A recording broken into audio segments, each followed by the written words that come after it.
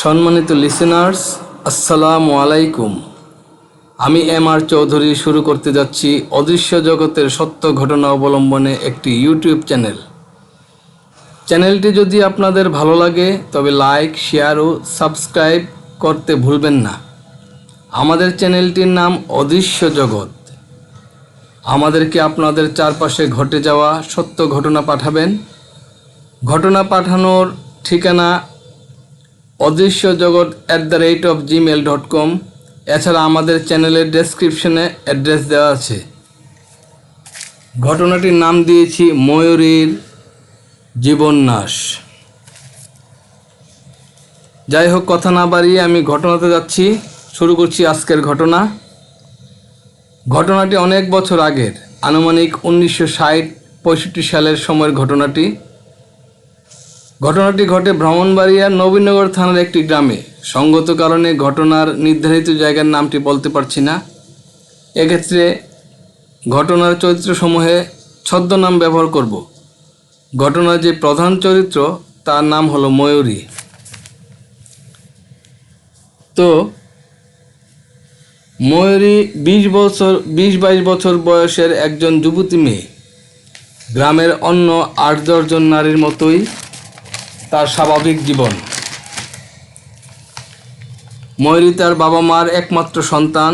তার বাবা আব্দুল হাকিম একজন গ্রাম্য দিনমজুর। যেমন কারো বাড়িতে ধান কাটার কাজ, ধান মারানোর কাজ, তাছাড়া ক্ষেতের আইল ঠিক করা অথবা গরুর ঘাস কেটে দেয়া ইত্যাদি কাজ সে কিছু টাকার বিনিময়ে করে দেয়। যাই হোক, পাশের বাড়ির বেলায়েত নামের এক ছেলের সাথে ময়ূরীর বিয়ে হয় 2-3 বছর আগে। এতদিন ময়ূরীর কোনো বাচ্চা হচ্ছিল না। ঘটনার সূত্রপাত হয় সেদিন রাতে ময়ূরী তার বাবার বাড়িতে অর্থাৎ আব্দুল হাকিম চাচার বাড়িতে ছিল। আমরা ময়ূরীর বাবাকে চাচা বলেই সম্বোধন করব। রাতে খাওয়া দাওয়া শেষে ময়ূরী ঘুমিয়ে যায়। তার পাশের রুমেই তার বাবা ঘুমিয়েছিল। বলতে ভুলে গিয়েছিলাম যে ময়ূরীর বয়স যখন 11-12 বছর তখন সে তার মাকে হারায়, অর্থাৎ ময়ূরীর মা মারা যায়। এরপর ময়ূরীর বাবা আর বিয়ে করেননি। যাই হোক, ঘটনার রাতে হঠাৎ ময়ূরীর ঘুম ভাঙে হালকা পেট ব্যথা থেকে। ফলে সে প্রকৃতির ডাকে সাড়া দিয়ে কুপি হাতে নিয়ে টয়লেটের জন্য রওনা দেয়। তখন তো সময় দেখার মতো ঘড়ি কাটা ছিল না, ঘড়ি টড়ি কিছু ছিল না। তবে যতটুক ঘটনা থেকে বোঝা যায় সময়টা ছিল গভীর রাত। চারদিক একদম নীরব। এছাড়া ময়ূরীর স্বামীও তার সাথে ছিল না।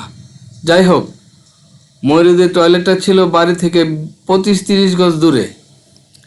টয়লেটের পাশেই ছিল একটা ঘন বাঁশের ঝাড়।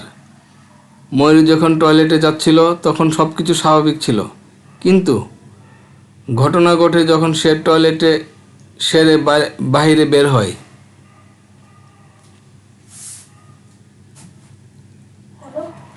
ময়ূরী দেখে যে বাঁশঝাড়ের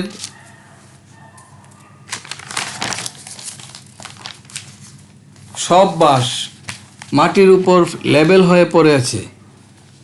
সাধারণত বাঁশঝাড়ের এরিয়াটা সব সময় অন্ধকার থাকে, দিনে বা রাতে সব সময়। কিন্তু ময়ূরী দেখল বাঁশঝাড়ের সব বাঁশ মাটিতে লেবেল হয়ে পড়ে থাকার কারণে আকাশের সব কিছু স্পষ্ট দেখা যাচ্ছে। অথচ আশ্চর্য, সে একটু আগেও টয়লেটে ঢোকার সময় সব বাঁশ স্বাভাবিকভাবে দাঁড়ানো দেখেছে। এই দৃশ্য দেখে ময়ূরী ভয়ে জোরে এক চিৎকার দেয় এবং জ্ঞান হারিয়ে ফেলে। পরে সকালে যখন তার জ্ঞান ফিরে তখন সে তাকে ঘরের বিছানায় আবিষ্কার করে। তখন গ্রাম্য ডাক্তার থাকতো। ডাক্তার ময়ূরীকে গর্ভবতী হওয়ার সংবাদ দিয়ে যায়। এতে করে ময়ূরীর পরিবারের সবাই, তার বাবা, স্বামী, প্রতিবেশী সবাই খুশি।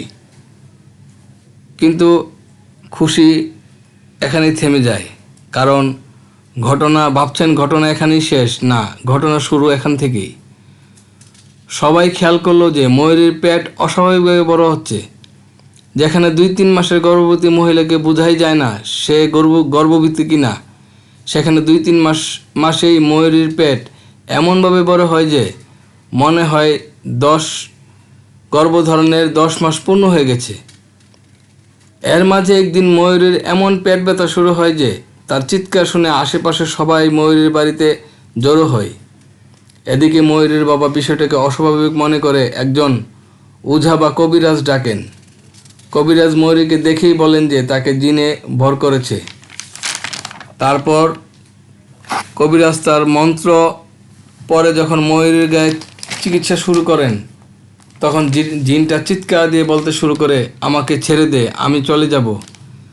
তারপর কবিরাজ তাকে বলে, তুই যে যাবি এর প্রমাণ কি?